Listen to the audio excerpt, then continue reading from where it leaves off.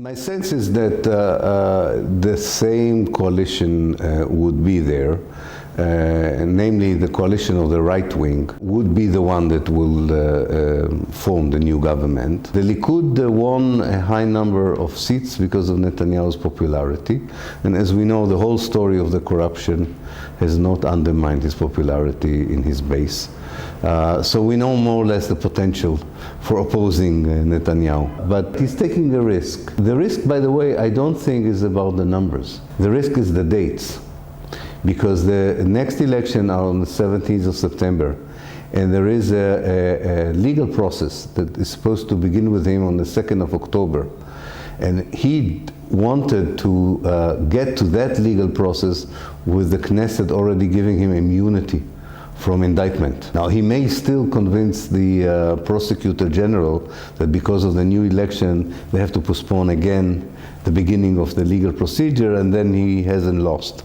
But if this general prosecutor, which he hoped to replace with a new government, which he can't do now, so he might find himself in more trouble, again, not so much in forming a government, but the timetable between his immunity and his going back to power is getting tight. He didn't want the new election, that's for sure.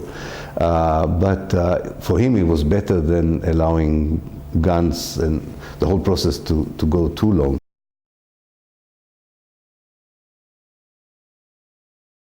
If the Gantz party, let's call it this way, typical to central Zionist parties in Israel, would have been willing, which it is not, to form an alliance with the Palestinians in Israel, then it could have really brought a dramatic change in Israeli politics. But these ex-generals would never form a government with Palestinians who are citizens of Israel. They are not illegitimate, but in their eyes they are illegitimate. And therefore they will never succeed in defeating the right wing. So we are in for another, to my mind, another 10 or 15 years of right-wing governments in Israel, which means for the Palestinians that nothing is going to change on the ground, and in many respects maybe things will get worse. And the Palestinians would need, again, to rely on their own ability to unify their position, to get support from the international community, hoping for a change in America, which is not happening very soon. It's very bad news for the Palestinians either way, and bad news for the Palestinians, I think, is bad news for everyone.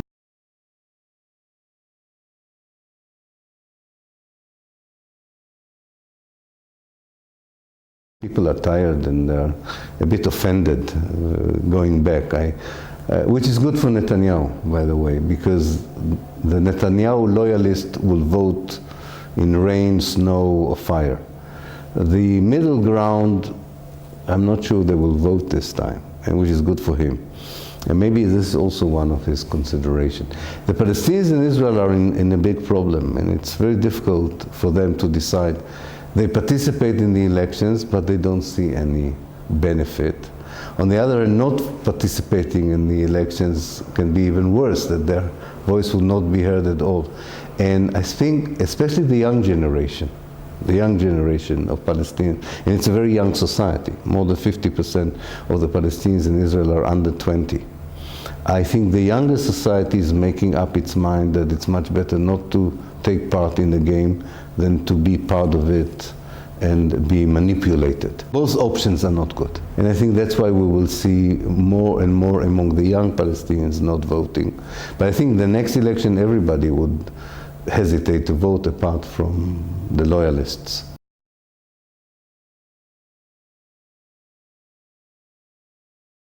I declare myself as an anti-Zionist Israeli Jew. For me, anti-Zionism is both an academic position, a moral position, and also a vision for the future.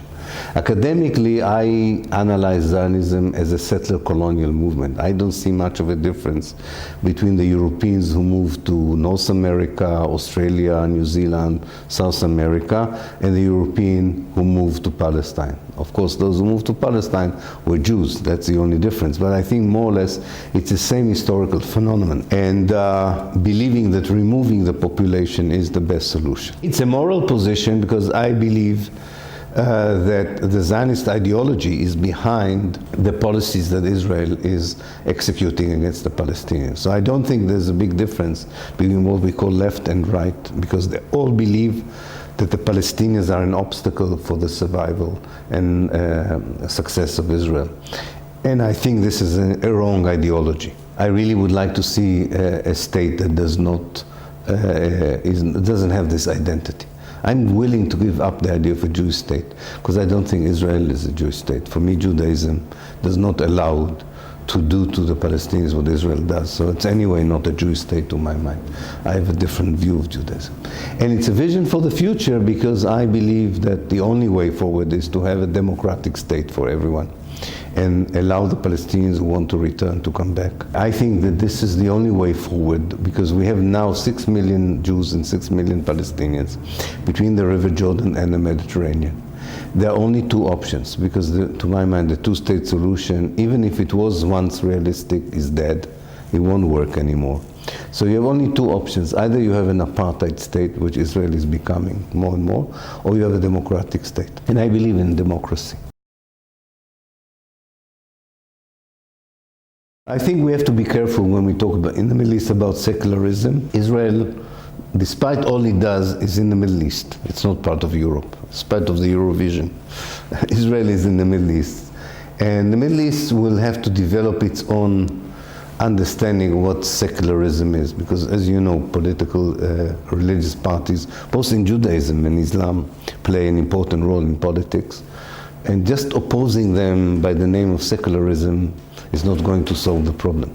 We need a dialogue, but we don't start this dialogue because we have other more pressing issues. But the democratic state is important. The inclusive state is very important for me, and I think it's a dream. I'm not saying it's going to happen tomorrow, but I believe it will happen eventually.